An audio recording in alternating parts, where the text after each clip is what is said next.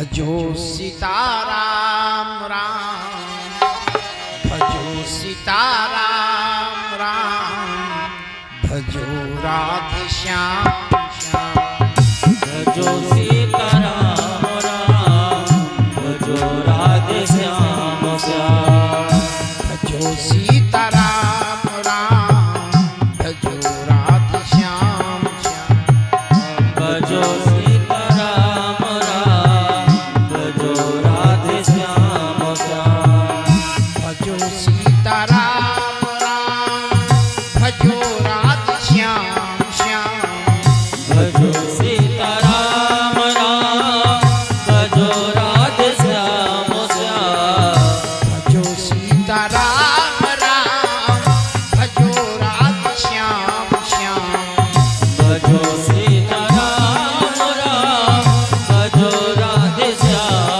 श्याम, भजो सीताराम राम, भजो राधे श्याम श्याम, भजो सीताराम राम, भजो राधे श्याम श्याम। हमारी आवाज आपकी समझ में आ रही है? नहीं आ रही?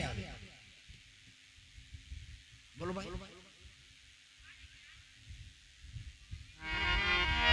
भजो सीताराम राम, भजो राधे श्याम श्याम, भजो सीताराम राम, भजो राधे श्याम श्याम, भजो सीताराम राम, भजो राधे श्याम श्याम, भजो सीताराम राम, भजो राधे श्याम श्याम, भजो सीताराम राम, भजो राधे श्याम श्याम, भजो सीताराम राम, भजो राधे श्याम श्याम, भजो सीताराम राम, भजो राधे श्याम श्याम, भजो सीताराम राम, भजो राधे श्याम श्याम, भजो सीताराम राम, भजो राधे श्याम श्याम,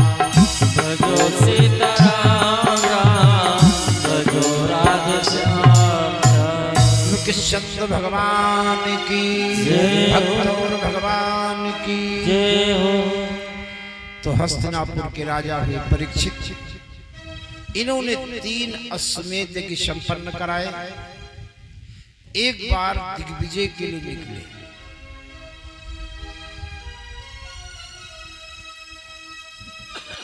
ये अश्वमेध यज्ञ क्या होता है? जो राजा अपने को सबल समझता है, शक्तिमान समझता है, ताकतवर समझता है, तो उसकी सारी दुनिया के लिए चुनौती होती। राजा महाराजाओं को सारी दुनिया के लिए चुनौती होती है।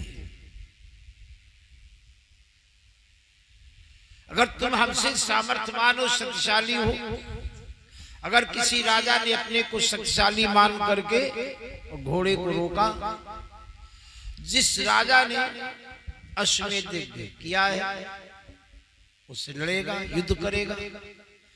अगर वो शक्तिशाली है तो घोड़े को छुड़ा लेगा और फिर कार्यक्रम आगे बढ़ जाएगा।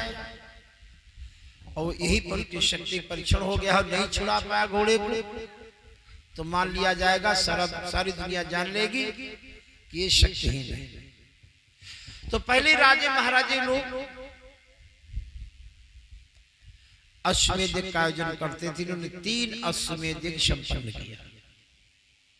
एक बार दिग्विजय के लिए निकले तो सरस्वती नदी के किनारे इनका शिविर लगा हुआ था। सरस्वती नदी के किनारे इनका शिविर लगा हुआ था। अब हम शिविर कह रहे हैं, ये शुद्ध हिंदी का शब्द है शिविर, तो तमाम लोग नहीं समझ पाएंगे शिविर क्या होता है। और अगर इंग्लिश में कह दे तो एक बच्चा भी जान जाएगा। हमारे आप के अंदर इतना ये विदेशियों का शासन 1000 साल तक रहा, तो उनकी भाषाएं हमारे आप के मन मस्तिष्क में इतनी भर गई कि मियादी भाषा उर्दू, फारसी, अरबी, इंग्लिश, अपनी बोलचाल में आदि भाषा ही बोलते हैं। छोटा बच्चा भी कहता मम्मी गिलास में दूध फुल कर दो, गिलास फुल कर दो, दूध से फुल कर दो। इंग्लिश बोल रहा है, बड़े नीके से फुल कर दो गिलास। कभी कभी कोई कहता वाह बड़ा गजब कर दिया, बड़ी मुसीबत है। ये सब उर्दू के शब्द है, मुसीबत, गजब, फुल इंग्लिश का शब्द तमाम मेरे अंदर समा गए। तो मैं आपको बता रहा था शिविर शुद्ध हिंदी का शब्द है, इंग्लिश में कहते कैंप, अस्थायी निवास। 2 दिन 4 दिन महीना 2 महीना के लिए रुकना है, ठहरना है। देखा होगा पीएससी वाले, बीएसएफ वाले, सीआरपी वाले, मिलिट्री वाले 2-4 दिन महीना 2 महीना के लिए रुकना है, तो उनका अस्थायी सिस्टम होता है, उसको लगा दिया, रहे ठहरे, अपना काम किया, महीना 2 महीना 15 दिन में जो भी है समेटा और चले गए। इसे कहते हैं शिविर। तो सरस्वती नदी के किनारे का शिविर लगा हुआ था। एक गाय डकराती, बड़ी भयभीत डरी हुई डकराती, चिल्लाती जा रही है। पीछे से एक लगड़ाता हुआ बैल भी डकराता हुआ भागा। हमारे तुम्हारे यहाँ पर गाय के साथ एक रिश्ता जोड़ा गया है और बड़ा निकट का रिश्ता जोड़ा गया है। गाय के साथ बड़ा निकट का रिश्ता है माँ का। गाय को हम माँ मानते हैं। क्यों मानते हैं? जो जन्म देती है उसे कहते हैं जननी माँ। जन्म देने वाली, जनने वाली, जिसे हम पैदा हुए, उनको पैदा किया, उत्पन्न किया, वो है जननी माँ। वो जन्म देने वाली माँ 1 साल 2 साल तक अपने स्तनों का दूध पिलाकर मेरा पोषण करेगी, पालेगी। लेकिन इसके बाद मेरा पोषण कौन करता है? कौन माँ दूध पिलाती है? आगे जीवन में हम गौ माता का ही दूध पीते, गाय का ही दूध पीते। गाय का दूध क्यों पीते?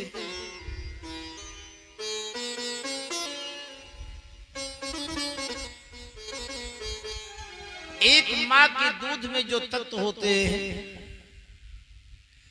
अन्य जीवों के अपेक्षा सबसे ज्यादा उसके निकट में उससे तुलना अगर की जाए तो गाय का ही दूध एक बच्चे के लिए, एक व्यक्ति के लिए अनुकूल होता है।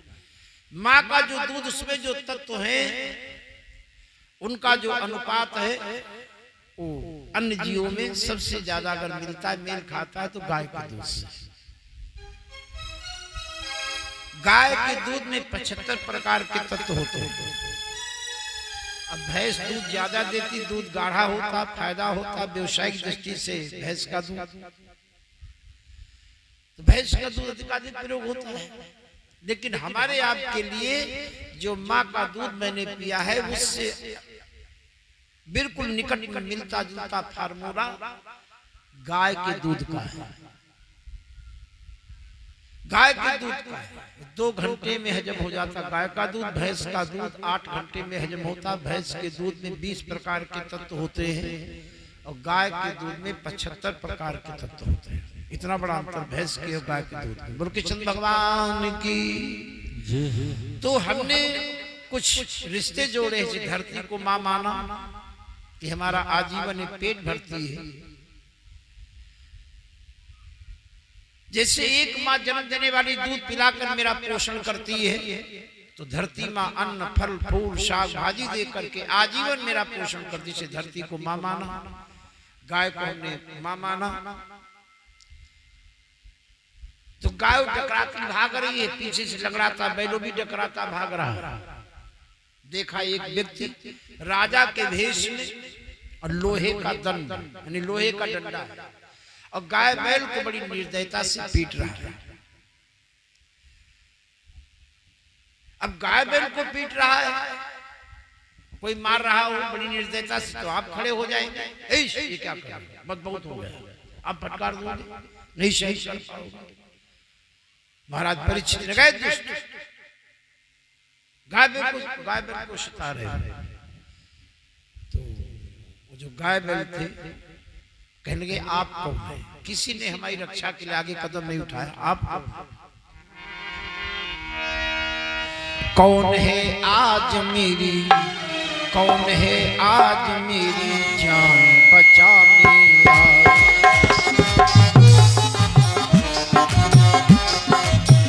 कौन है आज मेरी, कौन है आज मेरी जान बचाने आया,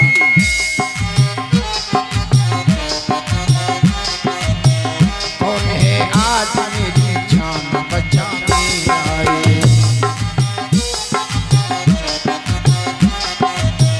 कौन है आज मेरी, कौन है आज मेरी, कौन है आज मेरी, कौन है आज मेरी, कौन है आज मेरी जान बचाने आए, धर्म के नाम पे बलिदान चढ़ाने आए, धर्म के नाम पे बलिदान चढ़ाने आए,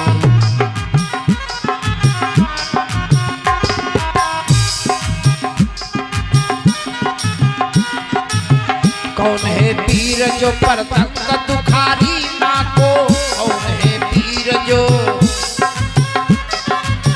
कौन है वीर जो परतंग दुखारी माँ को, कौन है वीर जो,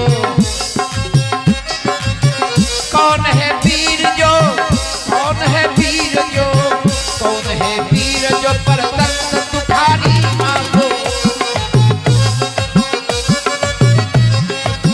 कौन है वीर जो परतंग दुखारी माँ को,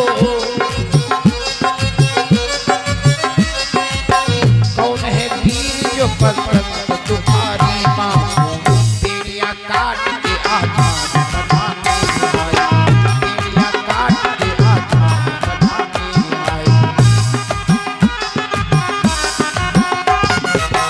कौन है आज मेरी, कौन है आज मेरी, कौन है आज मेरी, कौन है आज मेरी, कौन है आज मेरी, कौन है आज मेरी, कौन है आज मेरी जान बचाने आए, कौन है आज मेरी जान बचाने आए, कौन है आज मेरी जान बचाने आए, धर्म के नाम पे, धर्म के नाम पे बलिदान चढ़ाने आए, धर्म के नाम पे बलिदान चढ़ाने आए,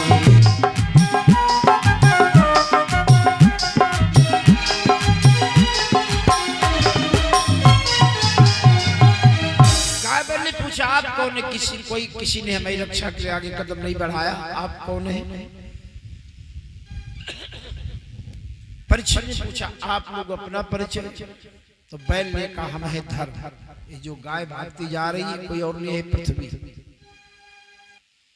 जब भगवान कृष्ण परम धाम को चले गए तो उसी समय द्वापर युग समाप्ति हो गई, उसी समय द्वापर युग समाप्त हो गया, कलयुग का प्रवेश हो गया। ये जो राजा के भेष में लोहे का दंड लेकर के हमको पीट रहा है ये है कलयुग। धर्म ने कहा कि इसने हमारे 3 पैर तोड़ दिया है। धर्म के 4 पैर हैं, सत्य, शौच, दया और दान। इसने हमारे 3 पैर तोड़ दिया, सत्य, शौच और दया। बस 1 पैर दान के सहारे हम चल रहे हैं। धर्म ने बताया जो गाय है ये कोई और नहीं, ये पृथ्वी है। इन्होंने तलवार उठाई और कलयुग से कहा अभी तुझे मार डालेंगे, अभी दुष्ट मार डालेंगे, गोवंश के ऊपर अत्याचार करे हो। तो चरणों में गिर पड़ा, राजन मेरी बुराई आपने सुनी इसलिए हमारे ऊपर नाराज हो। शायद हमारी अच्छाई आपको नहीं बताई गई। क्या अच्छाई तुम्हारे? उसने कहा कि सतयुग में तपस्या करने से जो फल प्राप्त होता है त्रेता में वो फल विधि विधान से यज्ञ करो तो वही फल मिल जाएगा, जो कठिन तपस्या करने से सतयुग में जो फल मिलता है। द्वापर का समय आया तो थोड़ा और रियायत कर दिया गया, केवल अपने इष्ट देव का, देवी देवता का विधि विधान से पूजन अर्चन करो, वही फल मिलेगा जो सतयुग में कठिन तपस्या से और त्रेता में विधि विधान के यज्ञ से। कलयुग ने कहा हमने तो अपने समय में देखा लोग बड़े आलसी हैं, तपस्या करना, यज्ञ कराना, पूजा अर्चना करना बड़ा झंझट का काम है, ये तो करना ही मुश्किल होगा लोगों के लिए, तो हमने इतना सहज कर दिया है, इतना सहज कर दिया है कि बस प्रेम से भगवान का नाम लो, वही फल मिलेगा जो सतयुग में तपस्या करने से, त्रेता में यज्ञ करने से और द्वापर में पूजा अर्चना करने से। कहा गया है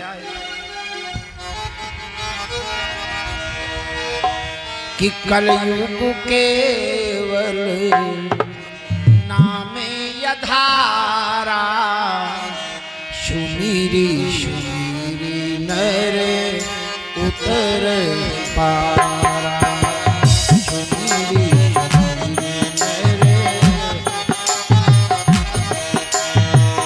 कलयुग केवल नामे यधारा, सुमीरी सुमीरी नर उतर पारा।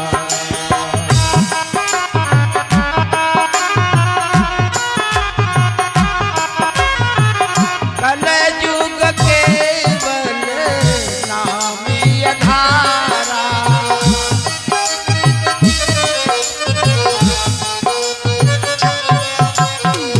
कलयुग केवल नाम आधारा, सुरीरी सुरीरी नर उतर पारा। कलयुग केवल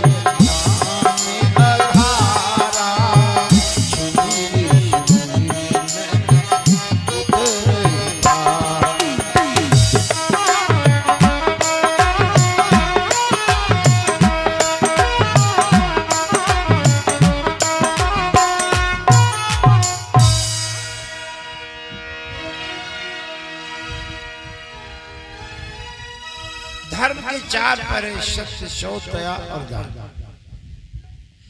धर्म ने कहा किसने हमारे तीन पैर तोड़ दिया, सत्य, शौच और दया, दान के सहारे चल रहे हैं। कलयुग चरणों में गिर पड़ा राजन, आप हमें मारने जा रहे हो, हमारी अच्छाई नहीं सुनी होगी। अपनी अच्छाई बताई कि कलयुग में नहीं, हमारे समय में इतना से कहा तपस्या करना, यज्ञ कराना, पूजा अर्चना करना, और कहा केवल प्रेम से भगवान नाम ले लो, वही फल मिलेगा।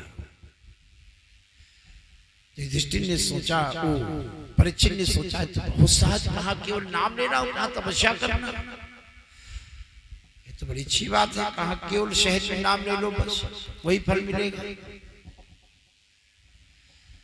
अच्छा तुमको जान से नहीं मारेंगे, लेकिन तुम्हारी जो बुराई सुनी उसके अनुसार तुम स्वच्छंद विचरण नहीं कर सकते हो, जहां चाहो वहां घूमो। नहीं मारेंगे, लेकिन तुम्हारे लिए स्थान निश्चित कर दिया, इन्हीं स्थानों में तुम रहोगे। जहां पर द्यूत क्रीड़ा होती है, जहां पर जुआ खेला जाता, वहां पर तुम रहोगे। जहां पर निरपराध पशु काटे जाते हैं मांस के लिए, वहां पर तुम रहोगे। जहां पर मदिरा बिकती है, वहां पर तुम रहोगे। और जहां पर वैश्यावृत्ति होती, वहां पर तुम रहोगे। इस चार स्थान तुमको दे दिया, लेकिन इसके अतिरिक्त अगर कहीं मिल गए, इन स्थानों से अलग कहीं मिल गए, तब तो नहीं छोड़ेंगे, जरूर दंडित करेंगे। कलयुग ने कहा राजन चारों स्थान तो बड़े गंदे गंदे हैं। जहां पर जुआ खेला जाता है, वहां पर असत्य ही असत्य, झूठ ही झूठ। जहां पर निरपराध पशु काटे जाते, वहां पर है निर्दयता। जहां पर मदिरा बिकती, वहां पर है मद। अहंकार ही अहंकार है, मद ही मद है। और जहां पर वैश्यावृत्ति होती, वहां पर है अपवित्रता। ये चारों स्थान गंदे गंदे हैं। कभी इन स्थानों से अगर हमारा मन ऊब जाए, तो कम से कम एक स्थान दे दो जो कभी कभी वहां मन बहला लिया करे। परीक्षित ने थोड़ा रियायत कर दिया, दया आ गई। अच्छा, 5वां स्थान तुम्हें दे रहे स्वर्ण में, सोना में। अब परीक्षित वहां से चले आए। जैसे आप संत का दर्शन करने के लिए जाते हो, क्यों? एक मानसिकता बनी है कि संत का दर्शन करेंगे तो लाभ मिलेगा। जैसे संत का दर्शन करने से लाभ है, तो दुष्ट का दर्शन करने से हानि। संत का दर्शन करने से लाभ है, उसी तरह से दुष्ट का दर्शन करोगे तो हानि होगी। आज महाराज परीक्षित ने दुष्ट का दर्शन किया, कलयुग का दर्शन किया, निश्चित उसका प्रभाव पड़ेगा। कलयुग का दर्शन किया है, दुष्ट का दर्शन किया, निश्चित प्रभाव पड़ेगा। क्या प्रभाव पड़ा? इनके यहाँ पर एक संदूक रखा था। चलते समय पांडवों ने कहा था, बेटा इस संदूक को कभी हाथ मत लगाना, यानी मत खोलना। आत बात मानते रहे और संदूक को हाथ नहीं लगाया। लेकिन आज जब कलयुग का दर्शन किया, दुष्ट का दर्शन किया, तो ये प्रभाव पड़ा, बुद्धि बदल गई। मन में आया कि ऐसी क्या बात है, इस संदूक में ऐसा क्या है? इतना बड़ा साम्राज्य हमारे पुरखे हमको सौंप गए और इस संदूक के लिए मना करके कहे गए संदूक कभी हाथ मत लगाना। क्या इसमें ऐसी विशेष बात है? संदूक खोल करके लाओ देखें। खोल करके जब देखा, उस बड़ा कीमती मुकुट रखा था। कैसा मुकुट ये जरासंध को भीम ने जब मारा था, तो एक पहचान के रूप में, यादगार के रूप में जरासंध का मुकुट ले आए थे। लेकिन पांडवों ने कभी उस मुकुट को अपने सिर पर धारण नहीं किया। उस मुकुट को कभी अपने सिर पर धारण नहीं किया। क्यों? दुष्ट व्यक्ति की वस्तु अगर अपने प्रयोग में लाओगे, दुष्ट व्यक्ति की वस्तु को अगर अपने प्रयोग में लाओगे तो निश्चित है उसका परिणाम बुरा होगा। इसलिए कभी भी पांडवों ने उस मुकुट को अपने सिर पर धारण नहीं किया। था बड़ा कीमती। इन्होंने उस मुकुट को देखा, सोचा बड़ा कीमती मुकुट है, अब इसको अपने सिर पर धारण करेंगे। एक दिन वही मुकुट सिर पर धारण करके और शिकार खेलने के लिए चलते। शिकार खेलने के लिए गए तो संयोग से वहां इनको प्यास लगी। अब देखो, एक तो दुष्ट व्यक्ति की वस्तु मुकुट, और दुष्ट राजा जरासंध दुष्ट व्यक्ति की वस्तु का प्रयोग किया है, उसके मुकुट का प्रयोग किया है। और दूसरी मुकुट होता है सोने का, और सोना में कलयुग स्थान मांग चुका है। मुकुट कहाँ रहता है? सोना ये कहां पर है? सिर पर है। कलयुग बैठा तो कहां बैठा? सोने में स्थान है तो सोना है सिर पर, इनके सिर पर बैठ गया। सिर पर बैठने का मतलब है बुद्धि पर बैठ गया। बुद्धि पर बैठने का मतलब है जैसे गाड़ी में स्टीयरिंग। जिसके हाथ में स्टीयरिंग होगी उसकी मर्जी से गाड़ी चलेगी, धीमी चलेगी, तेज चलेगी, रुकेगी, चल देगी। जिधर चाहेगी दाहिने जाएगी, बाएं जाएगी, इस रोड पर जाएगी, उस रोड पर जाएगी। इसमें जिसके हाथ में स्टीयरिंग है उसकी मर्जी काम करेगी। बैठे बस में चाहे जितने लोग, मोटरसाइकिल पर 3 पैसेंजर है, कार में 6-7 लोग हैं, लेकिन ये निश्चित है जिसके हाथ में स्टीयरिंग है उसी की मर्जी के अनुसार वो गाड़ी चलेगी। बुद्धि पर बैठ गया, कलयुग बुद्धि पर बैठ गया, बुद्धि को प्रभावित किया। और संयोग से इनको प्यास लगी तो सोचा वो देखो आश्रम है शमीक ऋषि का, वहां पानी मिल जाएगा। शमीक ऋषि के आश्रम को चल दिए प्यास बुझाने के लिए कि शायद वहां पानी मिल जाएगा प्यास बुझाने के लिए। अब उस समय शमीक ऋषि थे, उस समय शमीक ऋषि थे, ध्यान मुद्रा में समाधि अवस्था थी। एक अवस्था होती समाधि की, ध्यान की वो मुद्रा, ध्यान की वो मुद्रा जो संसार का और शरीर का बोध न रहे और शरीर की स्थिति ये हो जाए, शरीर से संपर्क ऐसा कट जाए, शरीर की स्थिति हो जाए न पानी की जरूरत है, न भोजन की जरूरत है, न हवा की ऑक्सीजन की जरूरत, कुछ नहीं। ऐसी स्थिति होती हो ध्यान की मुद्रा, ध्यान की मुद्रा वो कही जाती है समाधि। तो ये समाधि अवस्था में थे, संसार का ज्ञान तो है नहीं, समाधि अवस्था में बैठे थे शमी ऋषि। अब देखो हम लोग जानते ऋषि भी समाधि लगाते हैं। हमारे तुम्हारे दृष्टि में कुछ ऐसे प्राणी हैं जो वो भी समाधि लगाते हैं, प्राणी कुछ जीव ऐसे।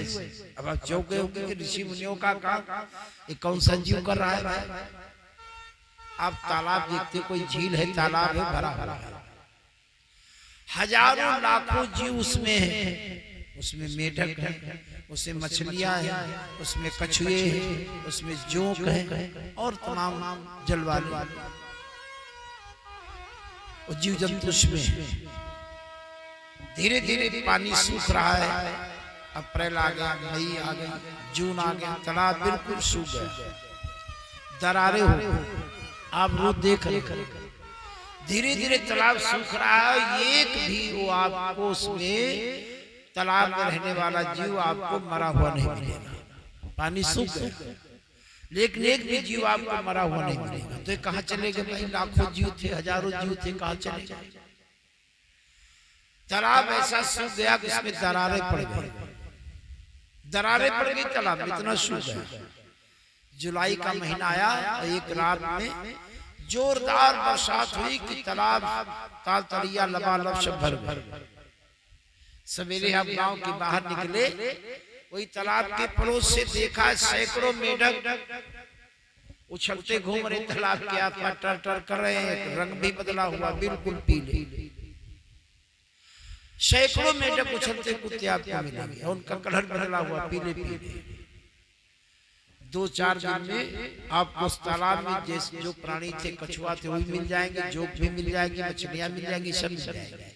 जब कितना सूख गया, दरारें पड़ी थी, कहां से आ गया? जब ये तालाब का जब सूखने लगा, समझ गए प्राणी, ये प्राणी समझ गए, तो नीचे कीचड़ में धंसने लगे, नीचे कीचड़ में धंस गए, धंसते धंसते काफी आगे धंस गए। और अब वहां कीचड़ में धंसे तो कैसे जिएंगे? न वहां भोजन है, न वहां पानी है, न वहां ऑक्सीजन, कैसे जिएंगे?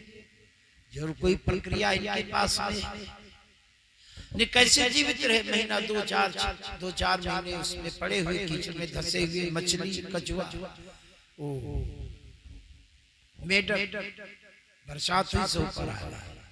ये वही प्रक्रिया है, ये भी जीव वही प्रक्रिया अपना। कृष्ण भगवान की तो हमारे यहाँ ऋषि मुनि साधक समाधि अवस्था, ध्यान की मुद्रा है समाधि।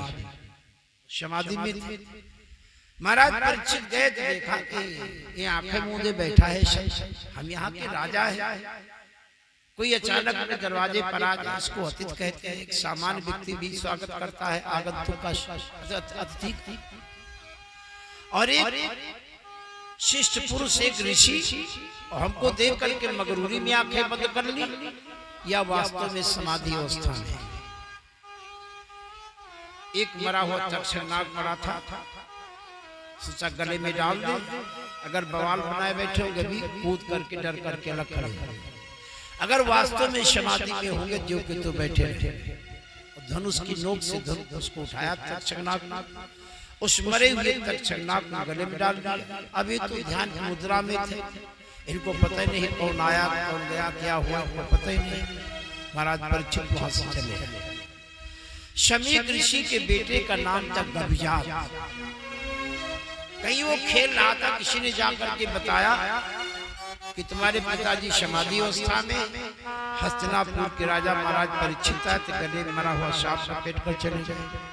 अरे एक राजा होकर के जो दूसरे को गलती करने पर दंडित करता है, और राजा होकर के ऐसी भूल किया। हमारे पिताजी की कोई गलती नहीं, कोई कारण नहीं, और गले मरा हुआ नाग लपेट दिया। वो क्रोध में आ गया और श्राप दे दिया कि आज के 7वें दिन यही तक्षक जीवित होकर के तुम्हें डसेगा, इससे तुम्हारी मृत्यु। अपने पिता के पास आया, गले से मरे हुए तक्षकनाग को उठा करके अलग फेंक दिया, बैठ करके रोने लगा।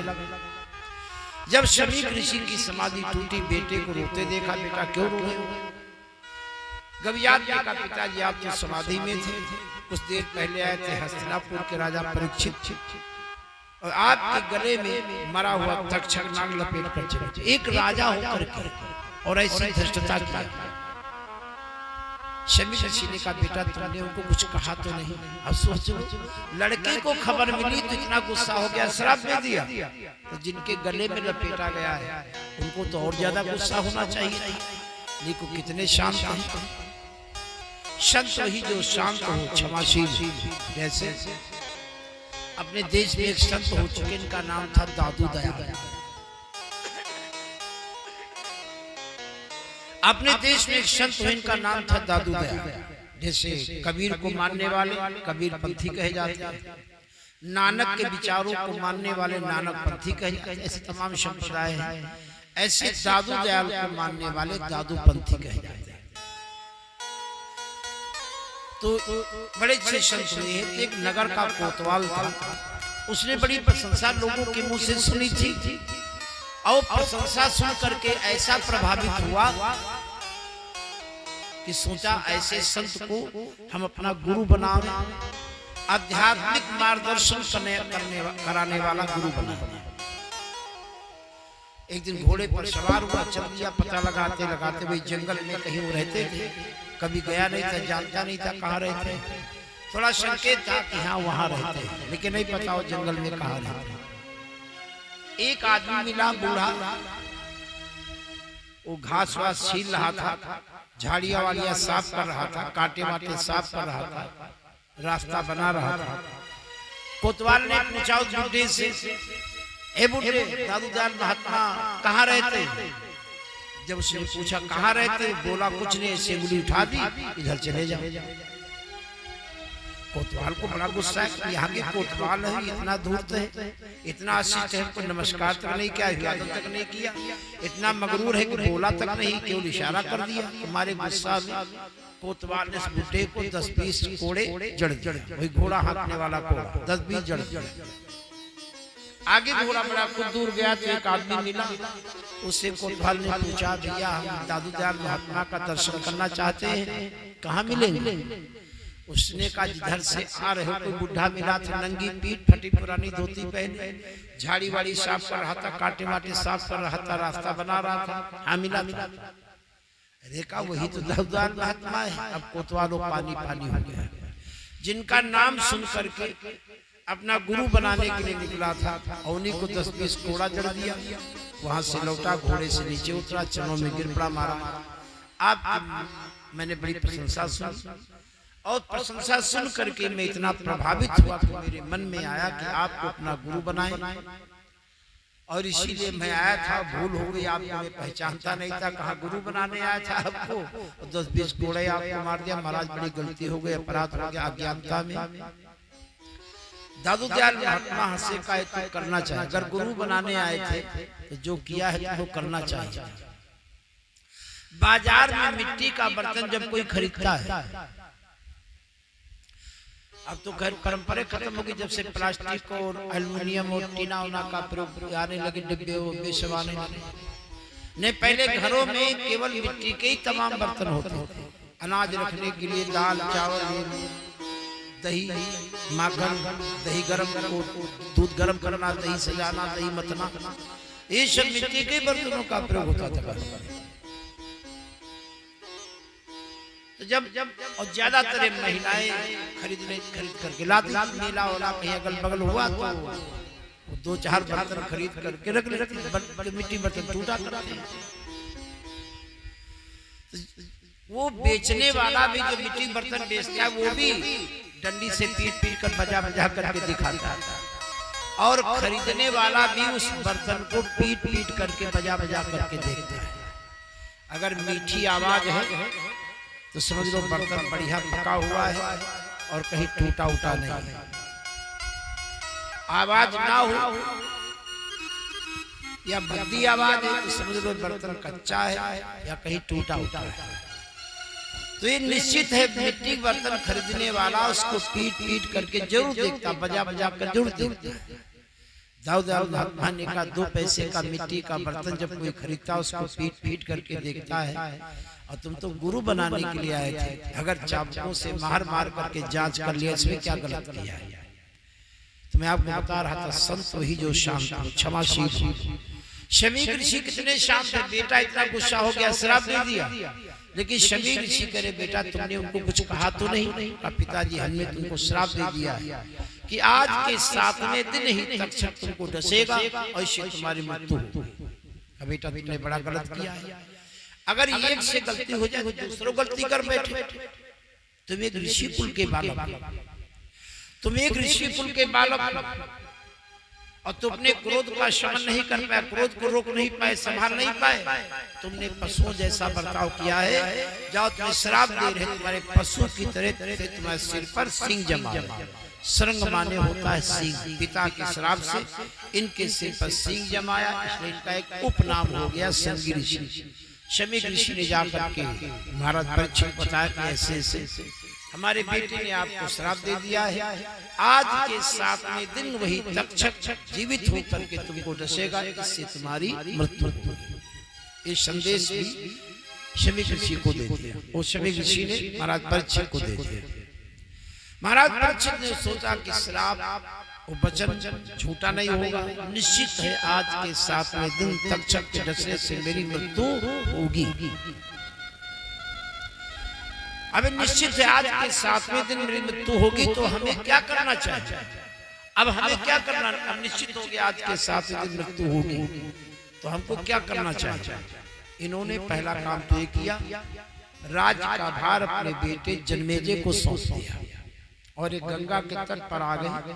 जहाँ गंगा के तट पर बैठे वहां पर बहुत से ऋषि मुनि संत आ गए, व्यास, पाराशर, जमदग्नि, कण्व, कात्यायन, च्यवन, ऐसे तमाम ऋषि मुनि वहां पर इकट्ठा हो गए।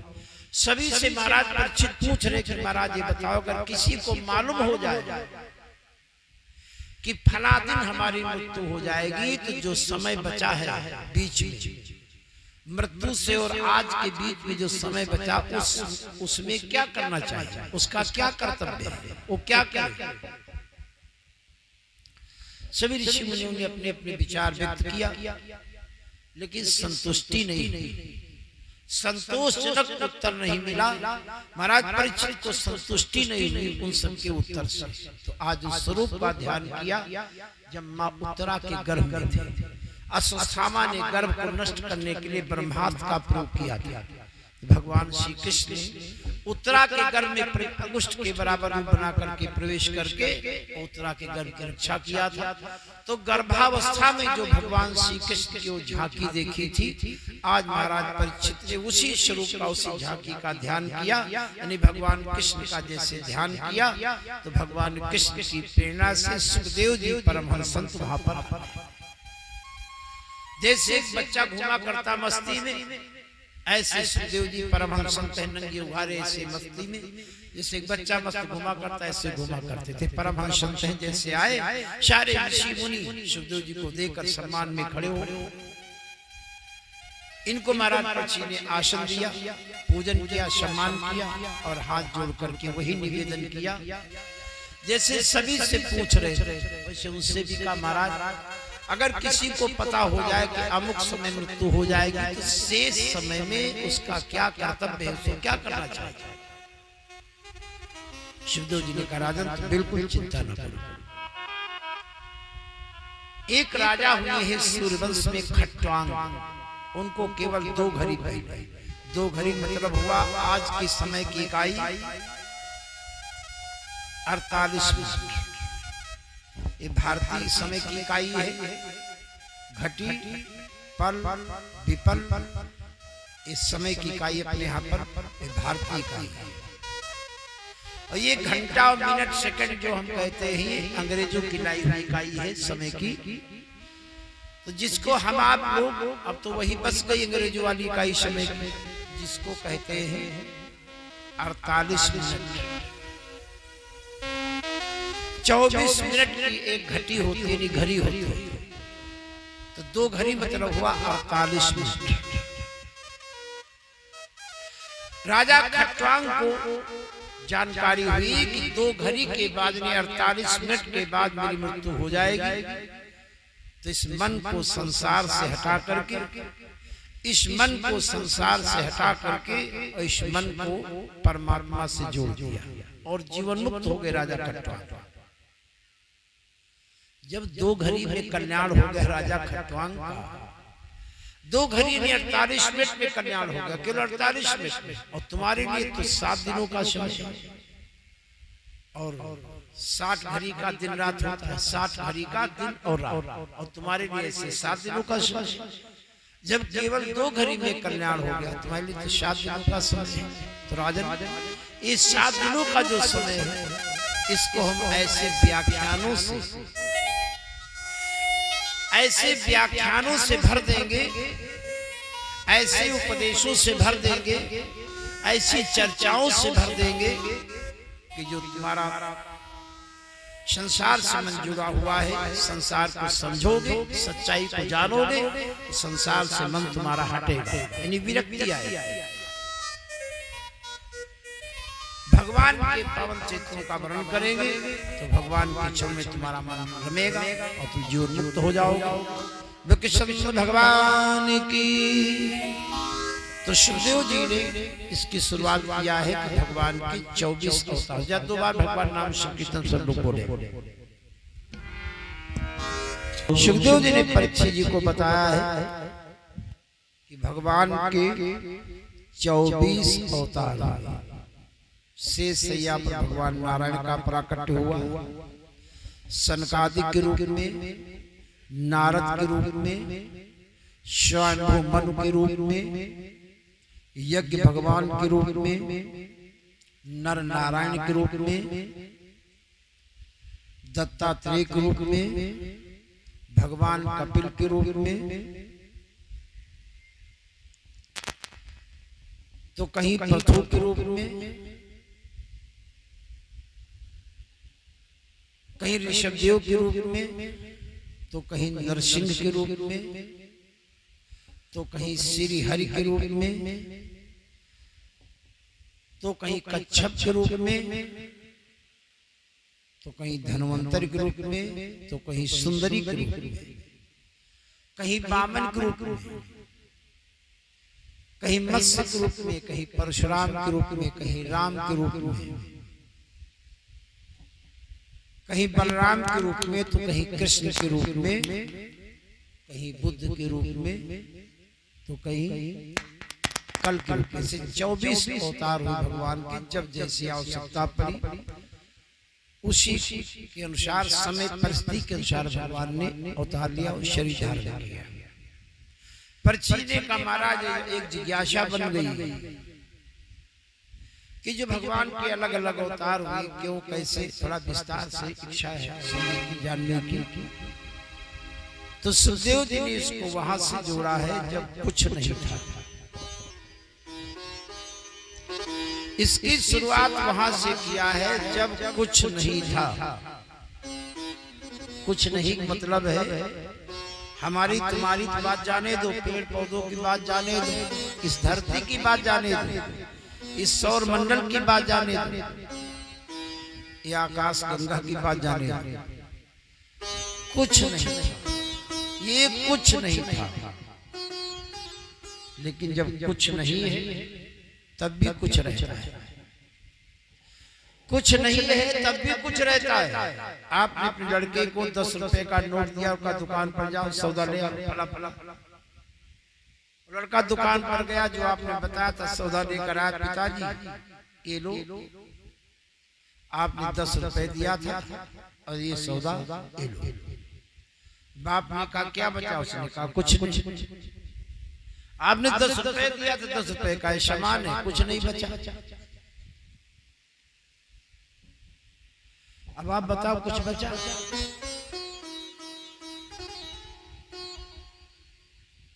अब ऐसे तो लगता कुछ नहीं बचा, 10 रुपए दिया, 10 रुपए सामान दे दिया, कुछ नहीं बचा। लेकिन इसको कागज पर लिखिए, 10 माइनस 10 बराबर 10 माइनस 10 बराबर, जगह खाली पड़ी रहेगी, कलम चलेगी। 10 माइनस 10 बराबर, आगे कलम चलेगी कि जगह खाली पड़ेगी? नहीं, कलम चलेगी। आप कुछ लिखोगे, बनाओगे, उसे कहते हैं शून्य। जब कुछ नहीं है तब भी कुछ है, जिसे हम कहते हैं शून्य। और जिसे हम कहते हैं कुछ नहीं, जिस शून्य को कहते हैं कुछ नहीं, उसी शून्य का एक नाम है अनंत। उसी शून्य का एक नाम है अनंत। जो शून्य कुछ नहीं है वही अनंत है। कहता है, आप बता रहा था, जब कुछ नहीं है तब भी कुछ। जिसको हमारे ऋषि मुनियों ने, विज्ञ पुरुषों ने, मनीषियों ने स्वीकार किया है। देखा नहीं, कोई मॉडल नहीं, कोई आकृति नहीं, कोई शक्ल नहीं, कोई सूरत नहीं, लेकिन मानना पड़ा। कोई सूरत नहीं, कोई शक्ल नहीं, कोई मॉडल नहीं, कोई आकृति नहीं, लेकिन मानना इसलिए पड़ा कि कुछ अगर आगे बना है तो निश्चित है, अगर बना है तो बनाने वाला है। कुछ नहीं है लेकिन कुछ बना है, इसका मतलब है कि बनाने वाला है। इसलिए मानना पड़ा कि कोई शक्ति है, कोई सुपर पावर है, कोई शरीर ऊर्जा है, कुछ है जरूर। तो हमारी ऋषि मुनियों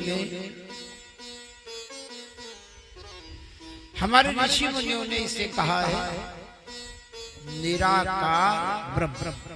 कोई आकार नहीं, सूरत नहीं, कोई शक्ल नहीं, लेकिन कुछ है जरूर, वो सुपर पावर। कि कुछ नहीं है, कुछ नहीं है तो बहुत कुछ बना है, बहुत कुछ बना है तो कुछ है नहीं तो सब बना कैसे? तो हमारे ऋषि मुनियों ने उसको नाम दिया है निराकार। निराकार ब्रह्म। हमारे तुम्हारे यहाँ बुद्धि का विषय हर चीज समझने की कोशिश व्यक्ति करता है। एक प्रवृत्ति है मनुष्य की, वो हर चीज समझने की कोशिश करता है। केवल मनुष्य में जीवों में इतना नहीं, लेकिन मनुष्य समझने की कोशिश करता है, ये कैसे, ये कैसे, ये क्यों, क्यों कैसे, खूब लगाता मनुष्य। तो सारी सृष्टि बनी तो कैसे बनी? ये आकाश गंगाएं,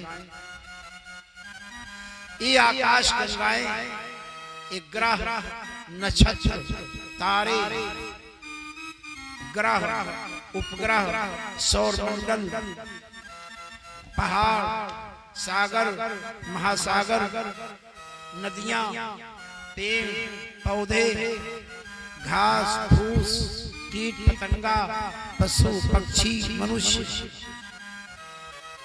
इतना सभी बना। तो अपने आप तो बन नहीं सकता है।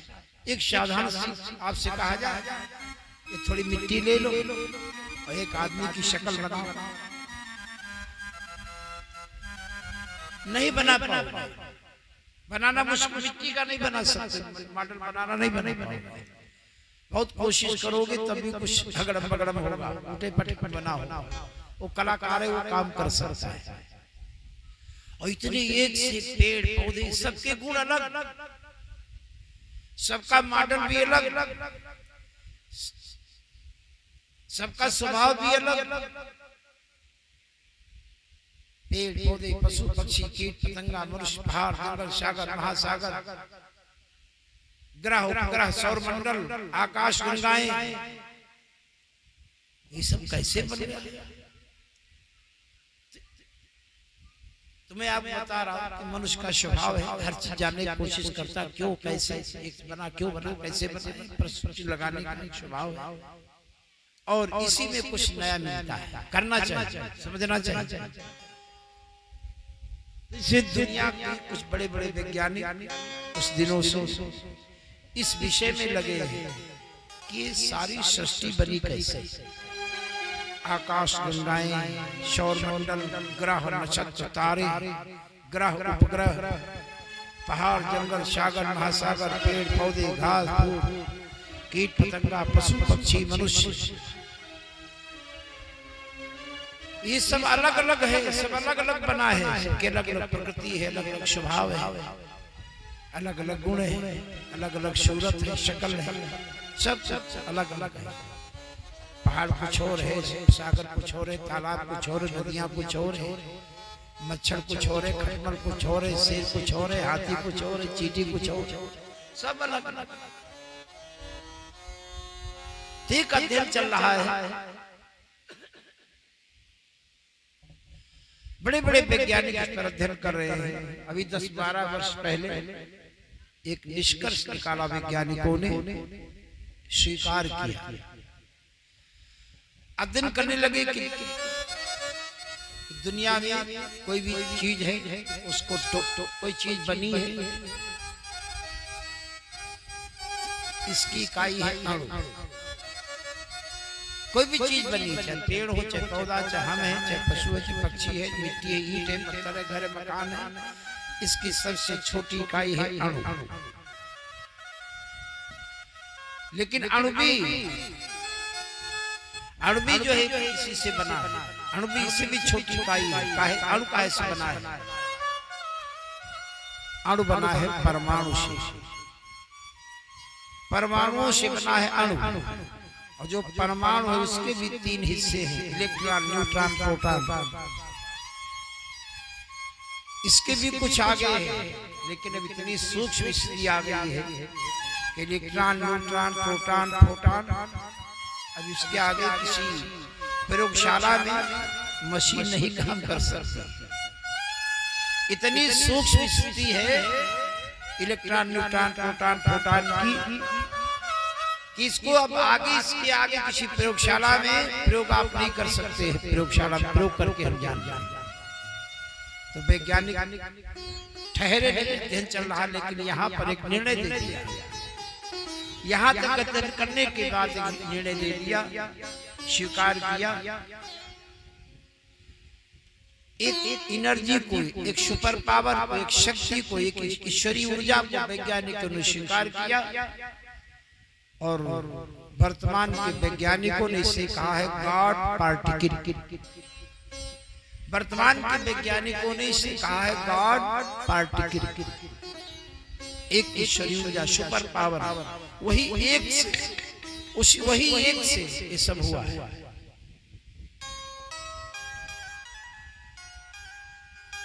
वो कुछ एक बिंदु है, कुछ है, अब है क्या, कुछ है। इलेक्ट्रॉन, न्यूट्रॉन, प्रोटॉन, फोटॉन, फिर इसके आगे जो भी, फिर उसके विभाजन करोगे प्रयोगशाला में तो हो नहीं सकता। फोटॉन तक वैज्ञानिक पहुंच गए, फिर इसकी और विभाजन करोगे और जो भी उसकी इकाई हो, लेकिन यहाँ फोटॉन तक रहे वैज्ञानिक। बहुत से एक परमाणु इकट्ठा होकर के अणु बना, अणु से और आगे कुछ बना, एक इकाई बनती चली गई। ये सारा जो संसार बना है, आज के वर्तमान के वैज्ञानिकों ने भी स्वीकार किया है कि उसका विस्फोट हुआ। जो सबसे छोटी इकाई है, जो सबसे छोटी इकाई, आप कहते कहते चले गए, लेकिन वो सबसे बड़ी इकाई, वो सबसे बड़ी इकाई, जिसको हम सबसे छोटी, इलेक्ट्रॉन, न्यूट्रॉन, प्रोटॉन, फोटॉन और जो भी कुछ हो, तो हम तो विभाजन करें तो हमारे लिए छोटी, लेकिन वो सबसे बड़ी इकाई, उसी का विस्फोट हुआ। उसी का विस्फोट हुआ तो ये सारा सौर मंडल, ग्रह, नक्षत्र, तारे, आकाश मालाएं से जो देख रहे नक्षत्र, ग्रह, नक्षत्र, तारे आकाश में, ये वही विस्फोट होते होते सब बनते चले गए। और उन्हीं सौर मंडल में एक सूर्य का परिवार कहा जाता है सौर मंडल। हम जिस सूर्य के परिवार में आते हैं, जिससे हम जुड़े हुए हैं, जिस सूर्य के साथ हम जुड़े हुए हैं, ये भी एक सूर्य, एक तारा है। उस सौर मंडल में एक हमारा सौर मंडल जिसमें हम रह रहे हैं। न जाने कितने अनगणित ऐसे सौर मंडल, सूर्य होंगे, तारे होंगे, सौर परिवार होगा। तो मैं अब बता रहा, जिसको आज के वैज्ञानिकों ने जिसे कहा है गॉड पार्टिकल। अति सूक्ष्म और उसी का विस्फोट हुआ और ऐसा आकाश नए ग्रह तारे सभी बन गए। उसी क्रम में हमारा भी एक सौर मंडल है, तो उसी एक से वही एक जो इसको किया है गॉड पार्टिकल, हमारे ऋषि मुनियों ने उसी की कल्पना किया है। देखा नहीं, सुना नहीं, लेकिन उसको समझा है, स्वीकार किया है कि कुछ बना है तो बनाने वाला नहीं है तो बना कैसे, इसलिए स्वीकार करना पड़ा। कैसा है बनाने वाला? तो ऋषियों ने कहा उसकी कोई सूरत नहीं, शकल नहीं, आकार नहीं, कोई मॉडल नहीं, निराकार, इसका कोई आकार नहीं, लेकिन काम कर रहा है, पावरफुल है। और साधारण पावरफुल नहीं, सुपर पावर है। वैज्ञानिकों ने उसी को ईश्वरीय ऊर्जा कहा है, गॉड पार्टिकल। बोल कृष्ण भगवान की। तो वशिष्ठ वर्ण आता है, सतोगुण रजोगुण तमोगुण उत्पन्न हुआ, ऐसे और क्रम है। और उसी के इसी क्रम में, इसी सृष्टि के क्रम में शेषैया पर भगवान नारायण का प्राकट्य होता है। भगवान नारायण की नाभि से कमल, कमल के ऊपर ब्रह्मा जी ने शनकादिक ऋषियों को, सनक सनंदन सनातन संत कुमार को उत्पन्न किया। 24 अवतारों में इनका भी अवतार है शनकादिक ऋषियों का। फिर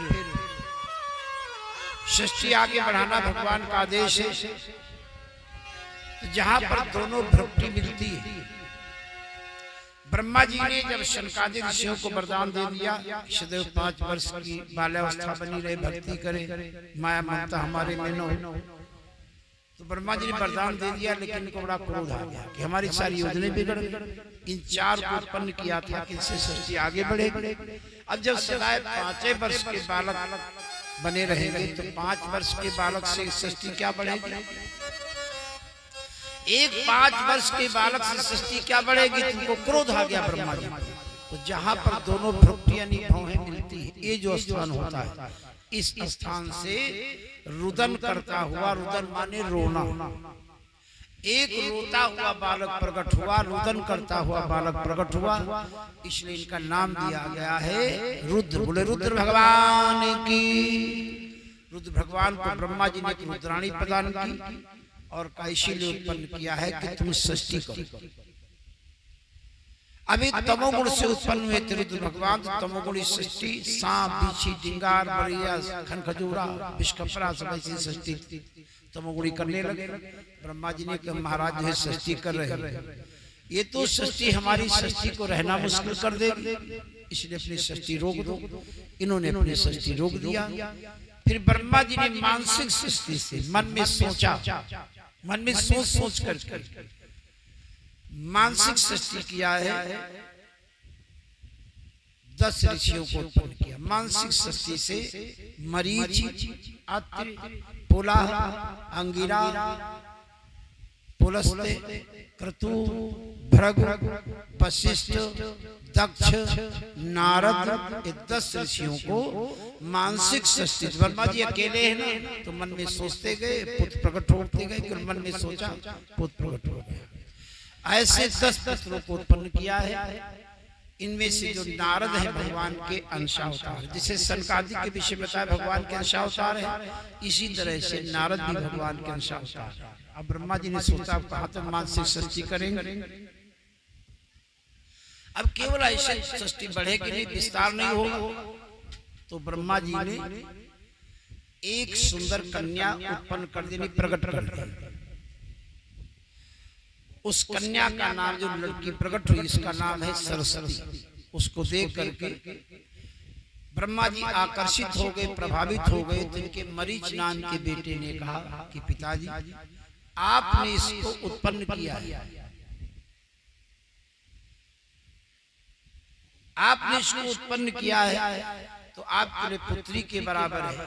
भले इसको प्रकट किया है, मानसिक सृष्टि से प्रकट किया, फिर भी आप उत्पन्न किया है, तो आपकी पुत्री के बराबर। इसको देख करके आप प्रभावित हो गए, आकर्षित हो गए। दुनिया में क्या संदेश जाएगा? तो ब्रह्मा जी इससे लज्जित हो गए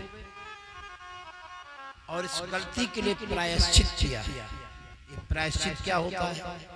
आपने देखा होगा कभी कभी देहातों में तो नहीं, लेकिन शहर के मंदिरों में अगर थोड़ी देर आप खड़े हो जाए तो कोई ऐसे भक्त आएंगे कि मंदिर में हाथ हाथ जोड़ेंगे, फिर ऐसे कान पकड़ कर खींचेंगे। देखा है? मंदिर में देवी देवता के हाथ हाथ जोड़ेंगे, इसके बाद कान पकड़ कर ऐसे खींचते हैं। शायद इसमें से कोई करता हो, नहीं करता होगा, देखा जरूर होगा। कभी सोचा है कान क्यों पकड़ रहे देवी देवता के सामने, कान क्यों पकड़ रहे? सोचा कभी आप? वास्तव में हमारी परंपरा नहीं है, ये हमारी परंपरा नहीं है, ये मुसलमानों की परंपरा है। इसको बोलते हैं तौबा तौबा, उनको बोलते हैं तौबा तौबा।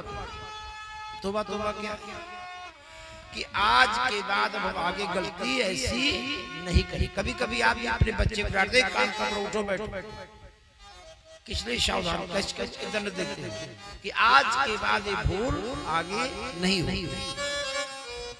लेकिन ये हमारी प्रक्रिया नहीं है, मुसलमानों की प्रक्रिया, इसको बोलते हैं तौबा। हमारे यहाँ किसी गलती, अगर गलती हो गई है तो गलती को स्वीकार करना और उस भूल को, जो भूल हम स्वीकार कर रहे हैं, आगे के लिए संकल्प लेना, आगे के लिए वचनबद्ध होना, आगे के लिए संकल्प लेना कि आज के बाद फिर ऐसी भूल नहीं होगी। ये जो प्रक्रिया है इसको हमारे यहाँ कहते हैं प्रायश्चित। भूल को स्वीकार करना और आगे ऐसी भूल नहीं होगी, ये जो प्रक्रिया है हमारे यहाँ से कहते हैं प्रायश्चित। ब्रह्मा जी ने इस भूल के लिए प्रायश्चित किया तो ब्रह्मा जी का जो शरीर था दो हिस्सों में बट गया। दाहिना भाग एक पुरुष के रूप में और बायां भाग एक स्त्री के रूप में। जो पुरुष रूप में भाग हो गया है भगवान के अंशावतार है स्वयंभू मन। बायां भाग जो स्त्री के रूप में हो गया इनकी है महारानी शत्रुपा। ये सारी सृष्टि जितनी मानव सृष्टि है दुनिया में जितनी मानव सृष्टि सब मनु की ही संतान है, मनु से उत्पन्न है, मनु के ही क्रम में है। तो इसीलिए हम आपको मनुष्य कहलाते हैं, हम सब मनुष्य हैं। इनके दो बेटे थे, तीन बेटियां थी। बेटों का नाम है उत्तानपाद और प्रियव्रत। बेटियों का नाम है आकुति, देवहूति और प्रसूति। आकुति नाम की जो कन्या थी रुचि नाम के प्रजापति को ब्याही थी।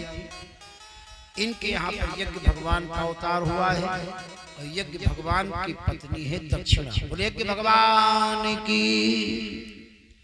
दूसरी बेटी इनकी है देवहूति जो कर्दम नाम के ऋषि को ब्याही थी। कर्दम ऋषि के यहाँ देवहूति के गर्भ से 9 कन्याओं का जन्म हुआ। 9 कन्याओं के बाद एक पुत्र का जन्म हुआ जिनका नाम है कपिल। ये भी भगवान के अंशावतार हैं। 24 अवतारों में इनका भी अवतार है कपिल भगवान का। इनकी चर्चा जब राजा शगर की कथा थी, गंगा अवतरण की कथा थी, तो वही कपिल मुनि है जिनकी नेत्र ज्वाला से राजा शगर के 60,000 बेटे बड़ी धृष्टता किया था। कपिल मुनि साधना में थे और 60,000 लोग जुट गए इनके ऊपर धृष्टता करने लगे। अचानक उनकी समाधि टूटी, दृष्टि पड़ी, जल करके भस्म हो गए। 60,000 बेटे शगर के। उन्हीं का उद्धार करने के लिए इनके कुल में भगीरथ गंगा जी को लाए। तो जब गंगा जी के प्राकट्य की कथा थी इसमें कपिल भगवान का नाम आता है। और एक चर्चा में एक बात और आया करती इनके जीवन के साथ जुड़ी है कि माता देवहूति ने जब गुरु बनाने की सोची,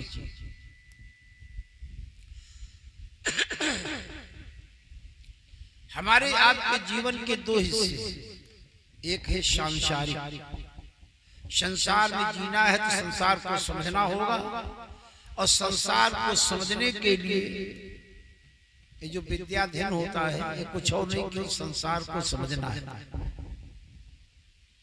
संसार में रहना, संसार को समझना, संसार में कैसे जीना है ऐसे समझना है।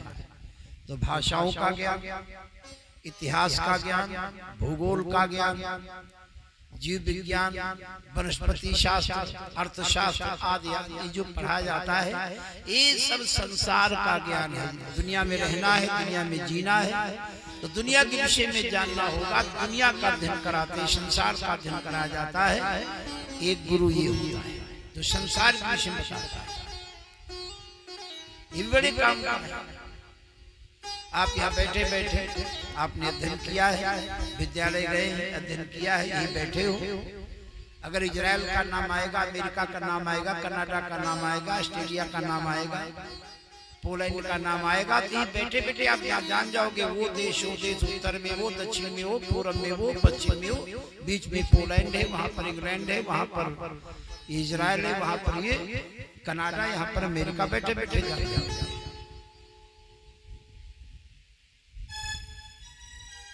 तो ये दुनिया का अध्ययन कराया जाता है, गुरु ये होता है। लेकिन मेरे जीवन के दो भाग हैं। एक दुनिया में रहना है, और इससे अलग भी, दुनिया से अलग भी है वो क्षेत्र जो आध्यात्मिक क्षेत्र है। तो उस आध्यात्मिक ज्ञान मार्गदर्शन कराने के लिए आध्यात्मिक आगे क्या होगा, समझ रहे हो मेरी बात? समझिए, आगे क्या होगा, आगे कैसे जिएंगे, कैसे कल्याण होगा, कैसे मेरा हित होगा। तो मार्गदर्शन कराने के लिए एक आध्यात्मिक गुरु बनाते हैं, किसी संत को, किसी भक्त को आप बनाते हैं। तो ऐसे माता देवहूति ने आध्यात्मिक मार्गदर्शन कराने के लिए गुरु की आवश्यकता है, किसी अपना गुरु बनावे। तो बहुत से लोगों पर दृष्टि डाली, लेकिन कोई अनुकूल नहीं लगा। तो आखिर में अब बड़ी विचित्र बात है, एक माँ ने अपने बेटे को ही गुरु बनाया, माता देवहूति ने, कोई और नहीं जचा, तो अपने बेटे कपिल को ही अपना आध्यात्मिक मार्गदर्शन कराने के लिए अपने बेटे कपिल को ही गुरु बनाया। भगवान कपिल माता देवहूति के सामने जो उपदेश किया गुरु के रूप में, वो इतना गंभीर उपदेश है, वो उपदेश इतना गंभीर है भगवान कपिल का, जो माता देवहूति के समक्ष उपदेश किया है, जो एक शास्त्र बन गया, जिसको कहते हैं सांख्य शास्त्र। 6 शास्त्र है, उनमें से एक शास्त्र है सांख्य शास्त्र। ये वही है जो भगवान कपिल ने माता देवहूति के समक्ष गुरु के रूप में जो उपदेश किया था, गंभीर उपदेश किया था, एक शास्त्र बन गया सांख्य शास्त्र। बोलो कपिल भगवान की। कपिल भगवान की जो 9 बहनें थी, उनमें से एक बहन का नाम है अनसुईया, जो अत्रि ऋषि को ब्याही थी। और अत्रि ऋषि के यहाँ पर अनसुईया के गर्भ से भगवान का अवतार हुआ है, दत्तात्रेय भगवान का अवतार। ये 24 अवतारों में भी अवतार है, कपिल का भी 24 अवतारों का, नर नारायण का भी भगवान का अंश है। एक भगवान का अवतार हुआ जलचरों में, मत्स्य जो मछली, इस रूप में भगवान ने अवतार लिया था। एक अवतार भगवान का है बाराह, एक पशु होता है, समझ रहे हो? अगर ऐसे जो हम आप बोलते हो नाम लेंगे तो बड़ा अजीब लगेगा, लेकिन ये सारे पशु आज वो पालतू बना लिया गया, जरूरत के लिए देखा इससे हमारा फायदा है तो पालतू बना लिया, पाल लिया। लेकिन ये सारे पशु सब, पशु पक्षी सब है जंगली, जो हमारे लाभ का दिखा कि गैया दूध देगी, भैंसिया दूध देगी, घोड़ा सवारी ढोएगा, इक्का खींचेगा, ऊंट सामान ढोएगा, तो हमने इनको पालना शुरू कर दिया पकड़ करके। तो ऐसे पशु होता है बाराह। भगवान ने हिरण्याक्ष नाम के दैत्य को मारने के लिए, जिसने पृथ्वी को अपने कब्जे में कर लिया था, अपने नियंत्रण में कर लिया था, जब कोई समस्या किसी से हल नहीं होती, किसी देवी देवता से हल नहीं होती है, तो भगवान को आना पड़ता है। जब पृथ्वी को अपने नियंत्रण में कर लिया हिरण्याक्ष ने, और दूसरे से समस्या हल नहीं हो सकती थी, तो भगवान को आना पड़ा। और जैसे रूप की स्वरूप की शरीर की आवश्यकता है, वैसा रूप स्वरूप भगवान ने धारण किया, बाराह के रूप में अवतरित हुए और हिरण्याक्ष को मारा, पृथ्वी को यथास्थान स्थापित किया। बोले बाराह भगवान की।